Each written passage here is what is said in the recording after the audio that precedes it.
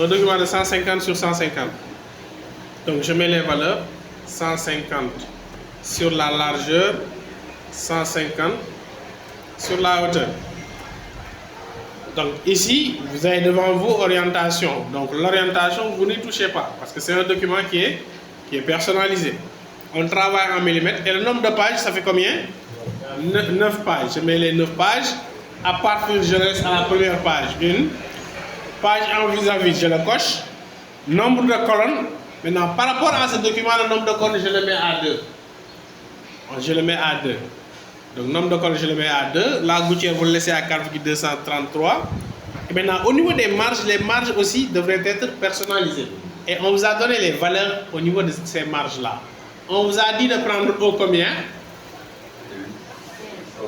Au 15. Pied. Bas. Bas 8. Je décoche le lien d'abord. 15. Bas 8. Petit fond. 5. Grand fond. 60. C'est important. Ensuite, le fond perdu, je le mets à 5 mm. Maintenant, pour les lignes de bloc, vous le laissez à 0. Vous pouvez déjà cocher l'aperçu pour voir l'aperçu de votre document avant de cliquer sur Créer. Maintenant, je vois que c'est bon. Je clique sur Créer. Et là, je vais survoler ma page. Regardez, si je survole ma page, j'ai mes 9 pages qui sont créées. Et comme je l'ai dit aussi la dernière fois, ça, pour travailler efficacement sur InDesign, je vous recommande d'utiliser ce qu'on appelle les gabarits. Bonjour. Les gabarits nous permettent de travailler plus facilement au niveau du document. Si vous avez un document de plusieurs pages, il y a toujours des éléments qui se répercutent, qui se reproduisent sur les pages, sur toutes les pages en général. Ou bien si ça ne se trouve pas sur toutes les pages, ça va se trouver sur la plus grande partie de pages. Par exemple, si c'est 10 pages, on peut l'avoir sur les 8 pages et ne pas l'avoir sur les 2 autres pages qui restent. Si j'ai 1000, je peux l'avoir par exemple sur les 900 ou bien les 800 pages. Donc ça, il faut toujours le faire au niveau du gabarit pour faciliter après le travail. Maintenant, pour entrer au niveau du gabarit du document, soit vous pouvez passer par la palette page qui est là. Si vous allez sur la palette page, vous avez déjà l'étendue des pages, de la page 1 à la page 9, vous le voyez. Et ici même au niveau de la palette des pages, si vous voulez, vous pouvez ajouter ou bien supprimer des pages si vous voulez. Et toujours au niveau de la palette des pages, vous avez aussi le gabarit. Il est représenté là-bas. Il est là. Par défaut, quand on crée un document, il nous crée un gabarit.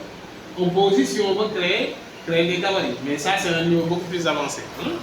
Donc, pour nous qui débutons, on va travailler avec le gabarit qui existe, c'est-à-dire le gabarit A. Donc, si je veux entrer dans le gabarit à partir de la palette page, il me suffit tout simplement de double-cliquer sur le gabarit. Et là, automatiquement, je suis dans le gabarit. Et quand vous êtes dans le gabarit, ce qui montre que vous êtes au niveau du gabarit, c'est que vous ne pouvez pas voir les autres pages. Vous voyez, je défile, je n'ai que 2 pages. Une autre technique pour entrer dans le gabarit, c'est de passer par là, au niveau de la barre de taille du logiciel. Là, vous avez l'ensemble des pages, et vous voyez que c'est le gabarit qui est sélectionné, c'est parce que je suis dans mon gabarit. Si je veux sortir du gabarit, si je fais la même chose, je veux sélectionner une page, n'importe quelle page. Et là, je sors du gabarit. C'est bon? Je retourne dans le gabarit. Parce qu'en fait, le travail préliminaire va se faire ici au niveau du gabarit. Donc, on va entrer tous dans le gabarit. Maintenant, une fois qu'on est dans le gabarit, il y a des éléments à mettre au niveau du gabarit. Ces éléments, c'est quoi? Ce sont les repères qui me permettent tout simplement de disposer ma page. Ces repères-là, il faut l'insérer au niveau du gabarit. Et la fois passée, je vous ai montré comment ajouter ces repères-là. Pour ajouter ces repères, il faudrait d'abord que vous voyez la règle. Si vous n'avez pas la règle, vous devez l'afficher. Pour afficher la règle, on fait sur tous les logiciels à l'ordre. Là, j'ai déjà ma règle, donc je n'ai pas besoin de l'afficher. Donc ici, on a la règle horizontale et la règle verticale. Et les repères aussi, c'est la même chose. On a des repères horizontaux et des repères verticaux. Maintenant là, je vais sortir le repère vertical, le premier repère vertical. Je viens ici, au niveau de ma règle verticale. Je tire pour le sortir. Et au niveau de la consigne, on vous a donné la position exacte du repère. Le premier repère doit être placé à combien? Au niveau de la consigne 10. 10. Là, vous voyez, j'ai sélectionné mon repère. Je viens ici au niveau de X, je mets 10. 10. Ouais, je l'ai déplacé à 10. Je sors un autre repère. Le deuxième repère doit être placé à combien? 10, 46. Entrée. Le troisième, je tire et je sors, je mets 50. Le quatrième, 240. Entrée. Le cinquième, 250. Hein? Oui. Le sixième, 254.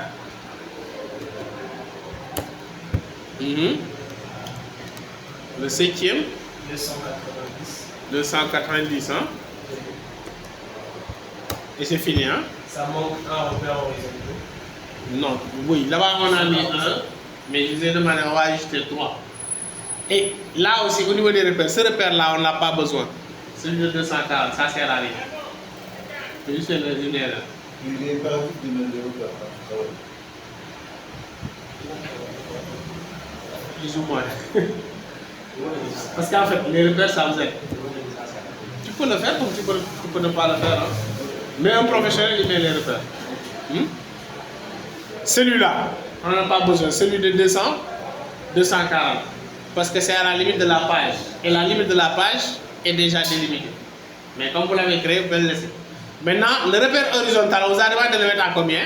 145. Ok, je tire et je viens sur Y, je mets 145.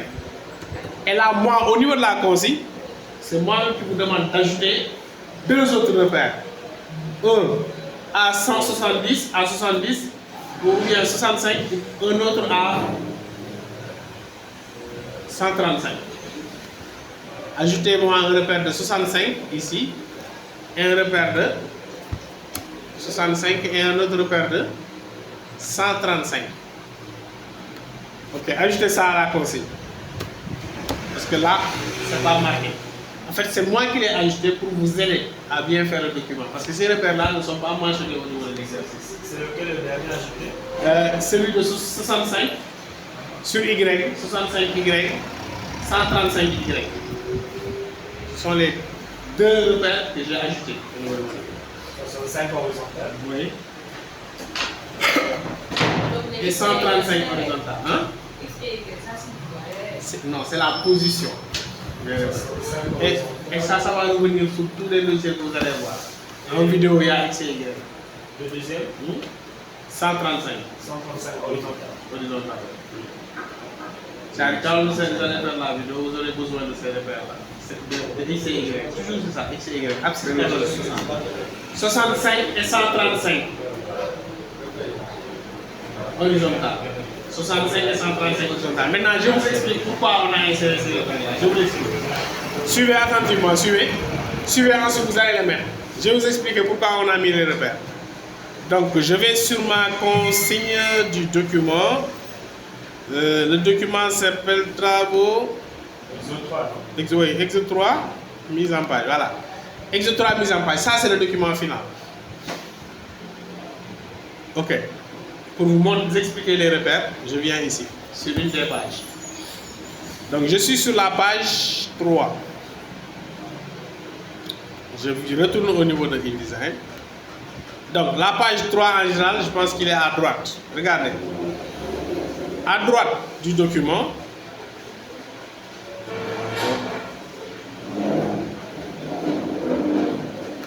voilà. Regardez à droite du document. La droite, c'est ça, hein?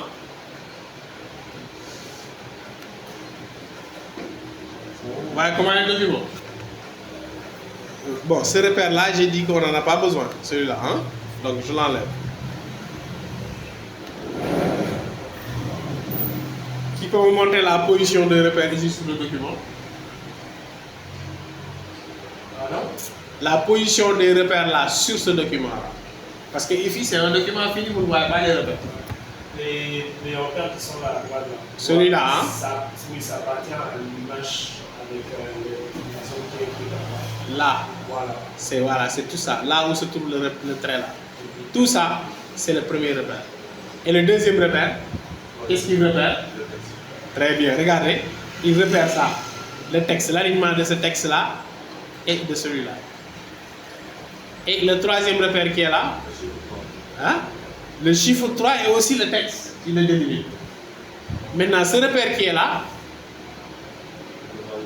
hein, c'est là où s'arrête l'image. Hein? Et le repère qui est là, le deuxième repère horizontal, Là où se termine la zone du texte. non, non. Il y a le commencement de la numérotation. De, Le commencement de la numérotation. c'est-à-dire, concernant la numérotation, tu vois. Donc, ce repère-là, c'est la position de ce trait.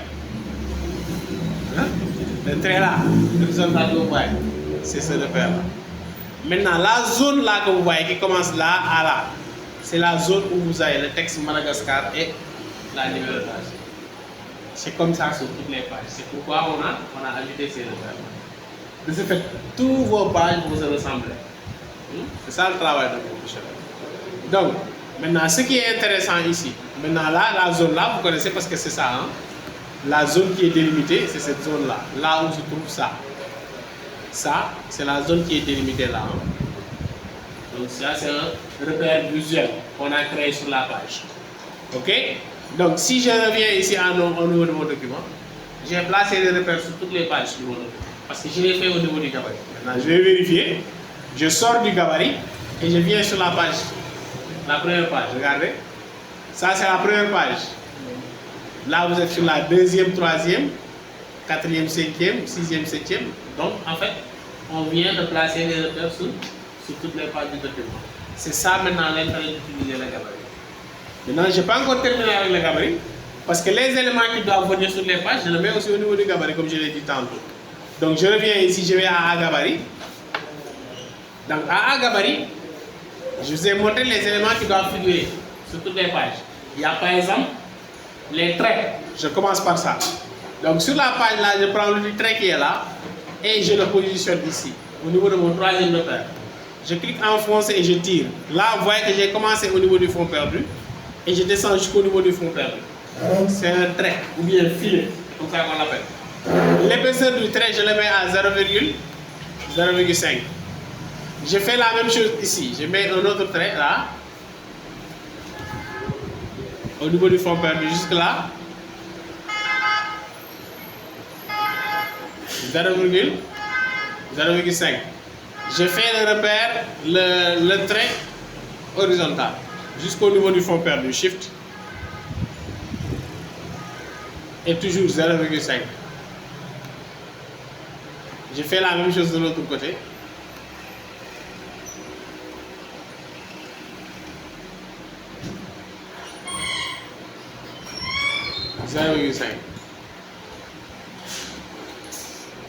Ouais. Maintenant, regardez. W, c'est ce que j'ai pour le moment sur ma page. Et ce que j'ai là, je l'ai sur toutes les autres pages. Parce que je l'ai créé au niveau du gabarit. C'est bon? Maintenant, qu'est-ce qui me reste au niveau du gabarit? Il me reste à mettre les rubriques et la numérotation. W. Donc, je dois mettre ici la rubrique Madagascar et la numérotation. Je prends le petit texte.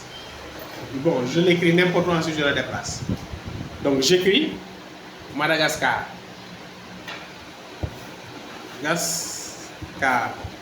Je sélectionne le texte et le texte, je dois le mettre à verdana parce que c'est ce qui a été défini au niveau de la consigne. Je pense que c'est verdana, hein? Ou bien, au niveau de la consigne, qu'est-ce qui est dit pour le texte? Pour la rubrique Madagascar, regardez la part qu'on a mis rubrique Madagascar au niveau des styles. Rubrique Madagascar. Bon, regardez, vous êtes. Je descends ici, regarde, ça se trouve ici, en bas. Rubrique Madagascar, on vous dit de prendre verdana, 8 noir capital. Verdana, 8 noir capital. Hein? Maintenant, regardez ici, je choisis la police verdana, bold, taille 8. Capital, c'est cliquer sur les deux T, hein, pour le mettre en majuscule. Donc le texte était en minuscule.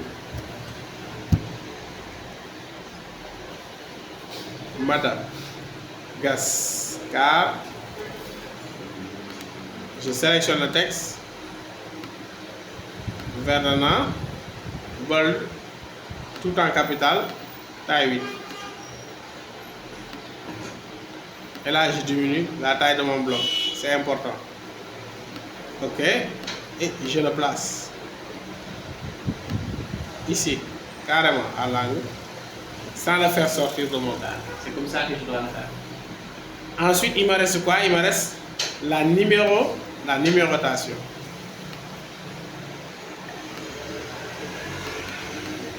Il me reste la numérotation. Maintenant, pour la numérotation, bon, j'ai toujours la zone qui est là. Je prends le texte. Il faut bien suivre comme mon numéro. Je prends le texte. Je dessine à partir de ce repère-là jusque-là un bloc de texte qui remplit la partie vide qui reste sur la zone où je dois mettre ces informations. Je vais maintenant numéroter. Pour numéroter, quand vous êtes au niveau du gabarit, dans InDesign, il faut toujours aller à texte, vous dessinez d'abord un bloc. Et dans le bloc, le curseur doit s'activer en clignotant comme ça. Vous allez à texte, insérer un caractère spécial, marque numéro de page active. Et là, vous voyez, on met la lettre A. Il ne met jamais de chiffres ici au niveau du gabarit. C'est pourquoi je dis que le A, il ne faut pas l'écrire, il va le mettre automatiquement. Je sélectionne maintenant le A, je le mets en forme maintenant. Au lieu de faire maintenant, pour le A, la numérotation, c'est Garamond, Adobe Garamond.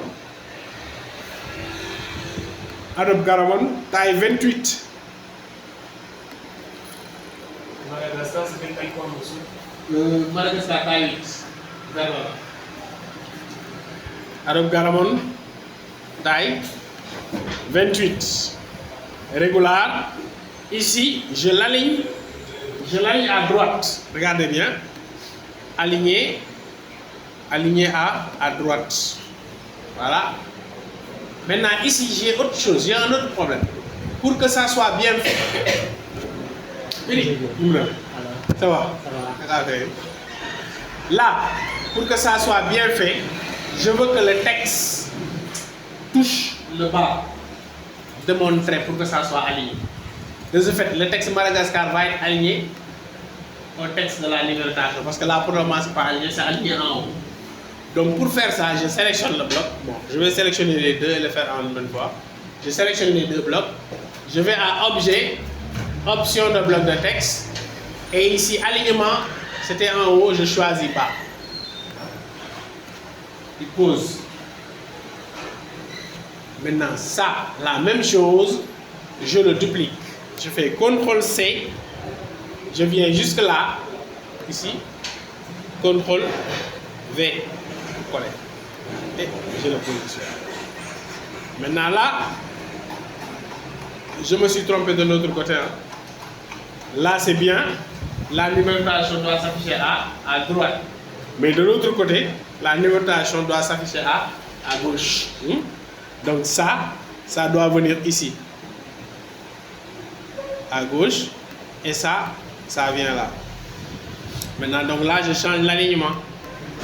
Je l'aligne à droite, comme ça, à gauche du moins.